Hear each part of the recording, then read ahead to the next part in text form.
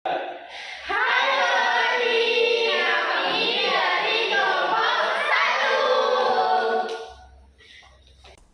jadi di sini saya akan menjelaskan pemrograman dasar dan struktur kontrol dari bahasa pemrograman R.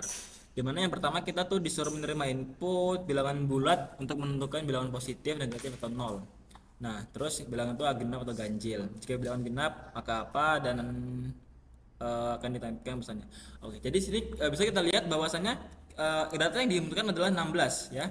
Dimana 16 itu memiliki bilangan positif dan 16 juga memiliki bilangan genap yang bisa dibagi dua. Kemudian bilangan tersebut juga bisa dapat dibagi 4. Oke, masuk akal ya. Kemudian adalah fungsi dan perulangan. Kita jadi untuk mengembalikan nilai rata-rata.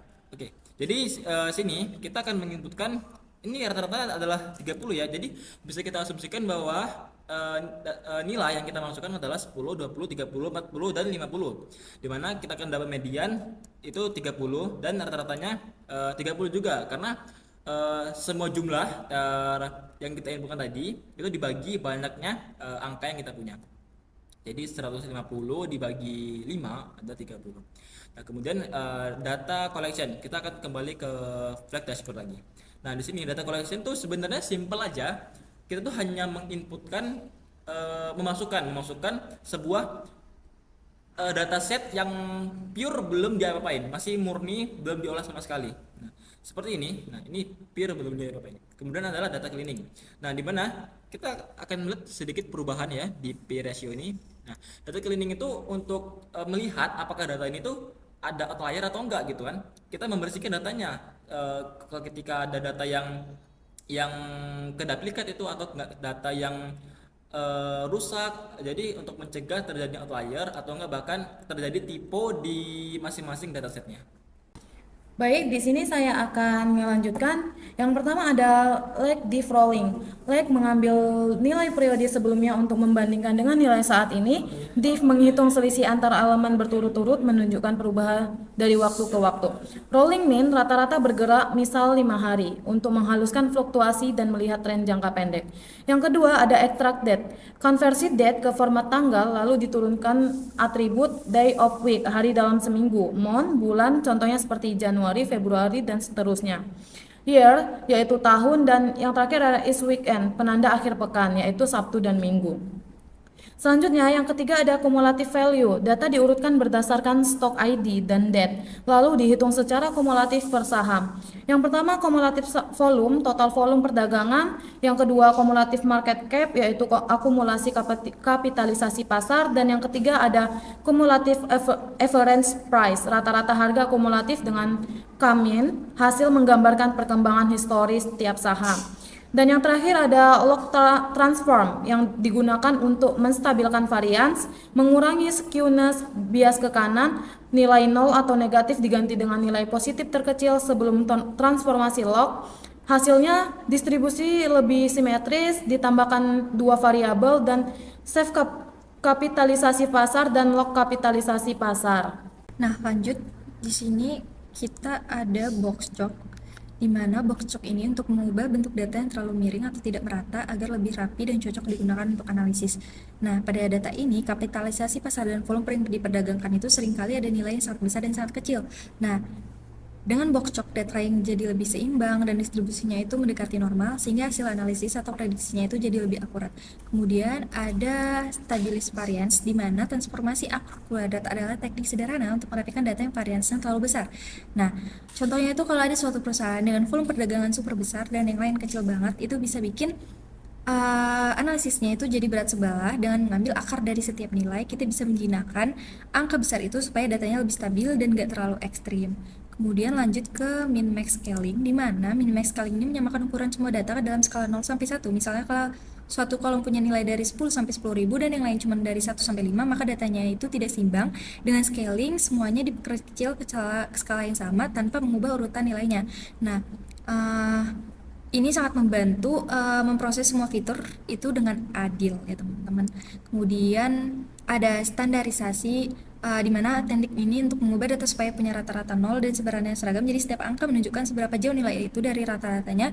Kemudian ini sangat membantu memakai model seperti regresi atau KNN yang dimana sensitif terhadap skala data, dan intinya itu standarisasi itu bikin semua kolom dalam dataset itu diberlakukan sama rata. Selanjutnya ada categorical encoding.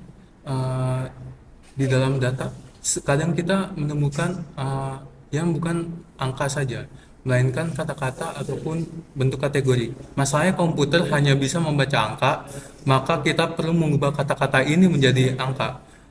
Di one hot encoding, kita menambahkan kolom baru berdasarkan kategori yang kita mau.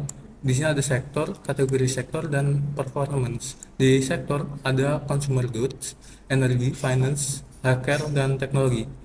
Jika yang dia energi, dia sektor energi yang satu. Jika dia healthcare, yang healthcare-nya yang satu, yang lainnya nol. Yang performance juga sama. Jika dia stabil, stabilnya satu. Negatif, dia negatifnya satu, yang lainnya nol. Selanjutnya ada frequency encoding. Di sini kita menghitung berapa kali setiap kategori yang muncul. Misalnya consumer goods, banyaknya consumer goods yang muncul, sektor consumer goods dibagi dengan seluruh sektor yang muncul, banyaknya sektor yang muncul. Selanjutnya ada feature engineering. Feature engineering adalah proses dalam analisis data di mana kita membuat, mengubah, atau memilih feature, variabel, atau kolom dari data mentah agar model dapat belajar dengan lebih baik. Ini merupakan salah satu langkah paling penting dalam membangun model yang akurat. Di interaction feature, kami menambahkan kolom baru impact score. Impact score ini mencerminkan kekuatan pasar suatu saham berdasarkan harga dari return ekuitasnya. Semakin tinggi nilai ini, semakin signifikan pula pengaruh saham terhadap pasar atau investor. Baik, selanjutnya adalah rasio feature. Di sini kita menggunakan dividend yield untuk menilai seberapa besar dividen yang diberikan perusahaan dibandingkan dengan harga sahamnya. Semakin tinggi nilainya berarti semakin menguntungkan bagi investor dividen, karena perusahaan memberikan dividen besar yang relatif terhadap harga sahamnya. Ini cocok untuk mengidentifikasi saham dividen dengan murah. Selanjutnya adalah group aggregation. Group aggregation itu menghitung statistik dengan mengkelompokkan berdasarkan sektor. Di kolom average market cap ini menghitung rata-rata dari market cap dapat dilihat bahwa rata-rata dengan sektor energi ini memiliki nilai yang sama. Kemudian di max stock price ini menghitung harga tertinggi atau saham tertinggi pada sektor yang sama juga. Selanjutnya di company count ini itu menghitung jumlah perusahaan pada setiap sektornya. Selanjutnya yaitu adalah rank transformation. Rank transformation ini ada memberi peringkat terhadap perusahaan berdasarkan dengan ROE. Berdasarkan dengan ROE dapat dilihat dengan ROE 5,09 itu memiliki peringkat 494. Ini juga dapat digunakan untuk mengurutkan dan memilih saham yang paling menguntungkan. Selanjutnya yaitu text cleaning dan feature creation. Ini adalah proses membersihkan data dan membuat kolom baru dari data teks. Dengan metode ini kita mengekstrak angka ID saham yang berguna apabila angka dari ID saham ini mengandung pola yang menyiratkan kategori, batch ataupun group. Baik, selanjutnya saya akan menjelaskan mengenai cumulative future, di mana dia menjumlahkan total volume perdagangan dari waktu ke waktu untuk setiap sektornya. Nah, cumulative future sendiri ini juga cocok untuk melihat tren kumulatif aktivitas pasar di sektor-sektor tertentu juga. Nah, bisa juga digunakan dalam analisis momentum atau tren di jangka panjang. Selanjutnya yaitu Z-score. Z-score method itu untuk mendeteksi outlier pada kolom stock price, di mana Z-score ini dia tuh berfungsi untuk mengukur seberapa jauh suatu nilai dari rata-rata dalam satuan standar deviasi. Nah, ketika di baris data ini itu dia memiliki nilai Z-score dan lebih dari 3 atau kurang dari -3, maka dia dianggap sebagai nilai outlier. Lalu selanjutnya yaitu interquartile range, yaitu IQR.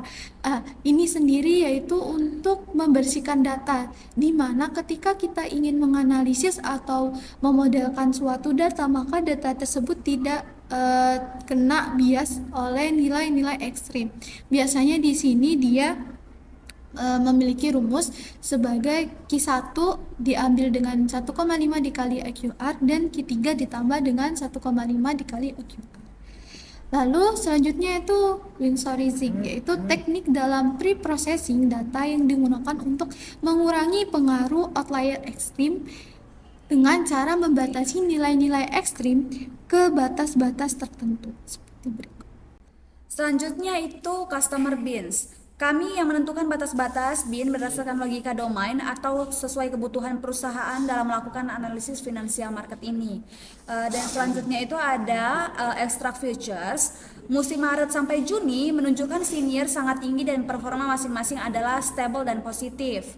Akhir tahun November tidak ekstrim negatif tapi mendekati. Awal tahun Januari sesuai dengan interpretasi bahwa awal tahun cenderung netral atau belum menentukan tren yang jelas. Pertengahan tahun Juli positif. Anomali pada tahun 2023 bulan 4 tanggal 22 sindir sangat tinggi tapi performa negatif. Ini menunjukkan bahwa meskipun sinyal musiman mendukung pertumbuhan, faktor lain bisa menentukan negatif.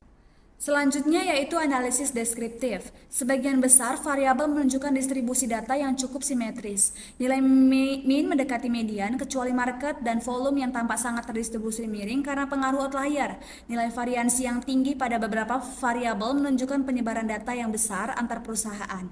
Tabel ini menunjukkan distribusi jumlah perusahaan menurut sektor industri dan kategori performa positif, negatif, dan stable dari total 500 perusahaan. Beberapa sektor menunjukkan dominasi performa positif seperti healthcare dan customer good. Distribusi yang cukup berimbang menunjukkan bahwa sektor tidak selalu menentukan performa secara langsung dan analisis statistik lebih lanjut seperti uji chi-square dibutuhkan untuk menguji hubungan antar sektor dan kinerja. Selanjutnya kita masuk ke visualisasi. Di sini yang pertama itu ada stock price dan date, di mana berguna untuk melihat tren harga saham dari waktu ke waktu. Di tahun 2021 terjadi penurunan signifikan ke kisaran 747. Ini bisa disebabkan oleh kondisi ekonomi global atau krisis tertentu seperti COVID-19 dan terjadi lonjakan yang sangat besar di tahun 2024. Ini tuh menunjukkan pemulihan penuh atau rebound ekonomi besar. Nah, selanjutnya itu ada volume trade dan date, di mana itu menunjukkan aktivitas perdagangan penting untuk melihat sentimen atau likuiditas pasar. Di tahun 2024, ini tuh ada terjadinya penurunan tajam yang menjadi titik terendah dalam grafik. Ini bisa terjadi karena adanya aksi tahan saham atau kurangnya likuiditas pasar atau minat beli atau jual menurun. Nah, yang ketiga di sini ada market cap dan date yang menampilkan pertumbuhan nilai pasar dari saham atau saham tertentu. Di tahun 2020 ini tuh total market cap sekitar 39 miliar. Ini menjadi titik awal pengamatan karena ini tuh stabil tetapi belum tertinggi. Dan ada beberapa penurunan di tahun lain yang terjadi karena faktor-faktor tertentu. Nah, yang keempat ini tuh merupakan indikator yang dapat menunjukkan saham tuh undervalued atau overvalued. Nah, dalam grafik hubungan ini hubungan itu negatif lemah atau weak negative correlation, di mana karena secara umum tampak sedikit kecenderungan bahwa ketika PE naik, dividend yield-nya itu tuh sedikit menurun meskipun tidak linear. Ini menunjukkan tidak ada hubungan yang kuat tetapi fluktuasi menarik tetap terlihat.